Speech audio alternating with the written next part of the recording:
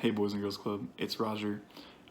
Today I'm going to show you guys something that's super important to know how to do, and it's how to take a dirty pair of shoes like this and get them all clean.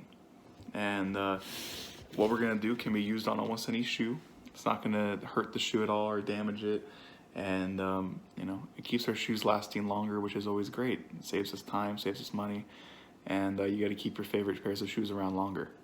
All right, obviously, we're gonna need some dirty shoes. Towels, rags, anything you got lying around that can help with the mess, we're gonna want those. I think right here, I got about 5. Warm water, a gentle dish soap, like a Dawn, or probably any dish soap you have lying around, or a shoe shampoo. Both work fine. And however many brushes you're gonna need. I only use one, but we wanna make sure it's soft. Soft enough that it doesn't hurt when we brush our hands around it, but it also needs to be at least hard enough to get some dirt off. All right. Brush, or you can take something like a stick, and you just want to get all that off. You don't want it to be wet because you're going to get your shoes muddier than they already are, all right? If it's already dirty, it's okay if it stays dirty, but if something's clean, we want to try and keep it clean, right?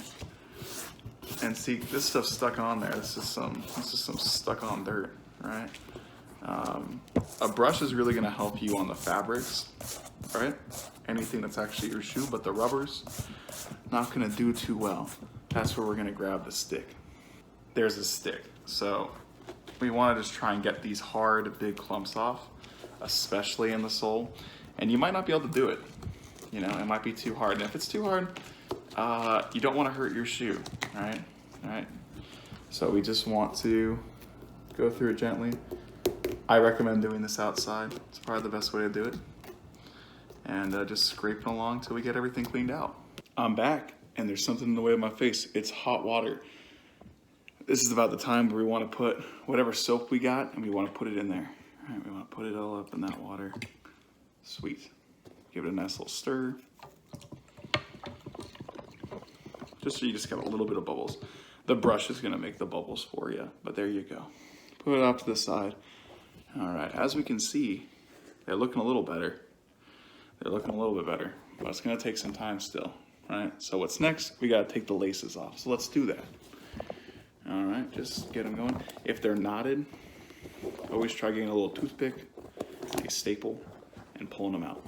All right, so I'll see you when we're, all right, we got our laces off, right? And we're gonna wanna put them in this water, all right? Just that little bit of soap and hot water is gonna bring up all the dirt that's inside of it. It's gonna keep them nice and clean. All right, so soak them, just like that.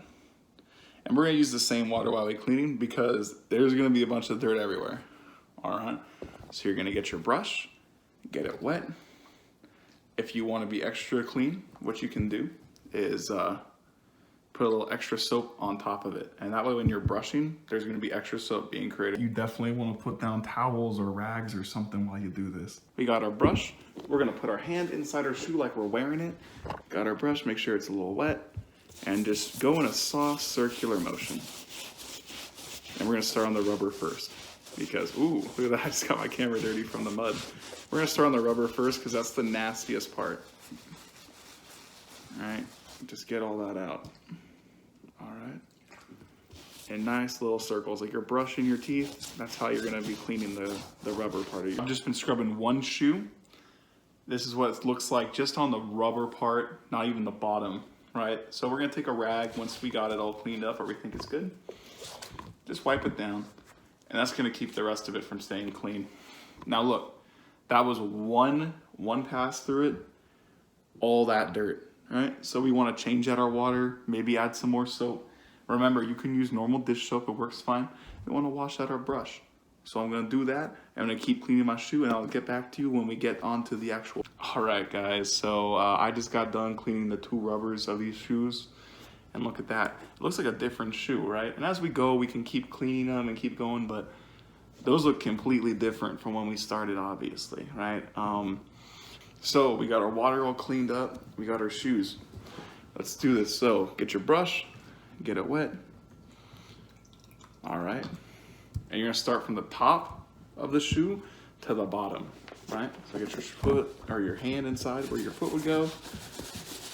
And just brush. Brush and brush and brush. Now, if you have a different textured shoe, that this does matter a little bit, right? It depends on how aggressive you want to be. If you have canvas, so like a Converse, be as rough as you want with it. That thing is not going to break. It's not going to be ripping anytime soon.